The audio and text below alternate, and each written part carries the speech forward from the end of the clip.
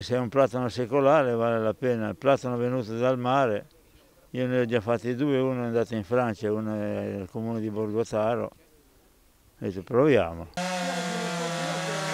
Far nascere uno Stradivari da un semplice tronco portato dal mare sulla spiaggia è quello che cercherà di fare il maestro liutaio Giorgio Gigliotti di Parma, che questa mattina, aiutato da amici del Parmense e da un amico chiavarese armati di motoseghe, ha sezionato un grosso platano di almeno 150 anni lasciato dal mare sulla spiaggia antistante l'albergo della zia Piera di Chiavari.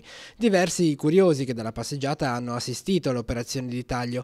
Dal legno ricavato il liutaio proverà a realizzare un violino che prenderà il nome di marinaio. Lo strumento musicale, secondo le intenzioni dell'autore, verrà donato alla città di Chiavari per essere esposto e, perché no, suonato. I legni me li vado a prendere io e uso tutti i legni dell'Appennino, del nostro Appennino, la nostra foresta autoctona, perché normalmente il legno per violini è l'acero dei Balcani marezzato. A me non piace molto, allora preferisco il nostro legno. Il primo passo, dopo il taglio, sarà ora il processo di stagionatura, che sarà in questo caso realizzato artificialmente. Dopodiché si potrà capire davvero quanto il legno ricavato potrà dare forma ad uno o più strumenti musicali.